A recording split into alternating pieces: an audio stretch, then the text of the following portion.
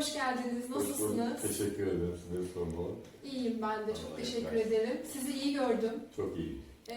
Sigarayı bırakalı ne kadar oldu? 8 ay oldu. Nasıl hissediyorsunuz kendinizi?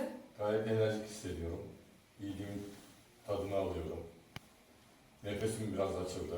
Yürümekte rahat yürüyorum. Eskiden daha zorluyordum kendimi. Şimdi rahat rahat yürümeye başladım. Gayet iyiyim, çok iyiyim yani. Çevrenizdekiler de sizdeki bu değişiklikleri fark ediyor mu? Muhakkak fark ediyorlar.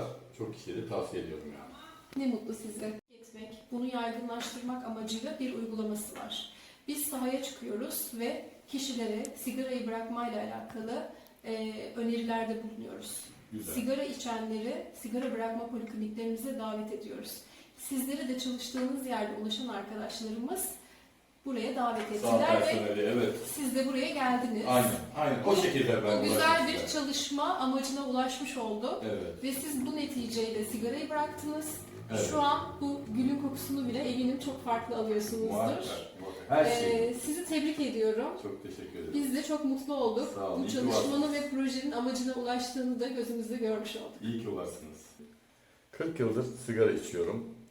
Bir gün pastanede görevliyken Nilüfer İlçe Sağlık Müdürlüğü'nden sağ timi arkadaşlarım gelmişti dükkana. Geldiler yanıma, dediler ki sigarayı bırakmak istiyor musun dediler. Tabii ki istiyorum, niye istemeyeyim dedim. O zaman dediler ki ben sizin adınızı listeye yazıyorum. Öğleden sonra Nilüfer İlçe Sağlık Müdürlüğü'ne gidin. Ben doktor hanıma evrağı vereceğim adınızı. O sizinle ilgilenecek zaten, gerisi onda dedi. Peki dedim, ben o gün gidemedim, ertesi gün gittim. Gerçekten de dedikleri gibi oldu. İlacı aldım. Birinci haftasında bıraktım. Şu anda 8 aydır içmiyorum. Daha önce astımdım bir müddet. Sonra KUA'ya döndüm. Şu an KUA'yım. Ama sigarayı bıraktıktan sonra çok şey fark etti. Hayatım değişti. Mesela ağzımın tadı geldi, yediğimin tadını alıyorum, nefesim açıldı. Günde birkaç kez fıs fıs kullanıyordum astımken. Şimdi onları kullanmıyorum. Uyku düzenim düzeldi. Sabahları kahvaltı hiç edemiyordum. Öğlenleyin yiyordum. O da az bir şey, böyle yarım dilim.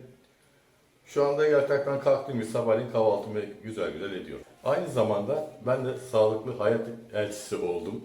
Çok kişiye tavsiye ediyorum. Gelen gelir, gelmeyen gelmez. Kaç kişiye bıraktırabilirsem ben o kadar mutlu olurum. Mobil saha timlerimiz haricinde yerinde sigara bırakma polikliniklerimiz, online sigara bırakma polikliniklerimizde hastalarımıza çeşitli opsiyonlarla hizmetlerini sürdürmekte. Birçok hastalığın risk faktörü olan sigarayı bırakmak için sizler de sağlıklı hayat merkezlerinde devlet hastanelerindeki sigara bırakma polikliniklerine başvurabilirsiniz.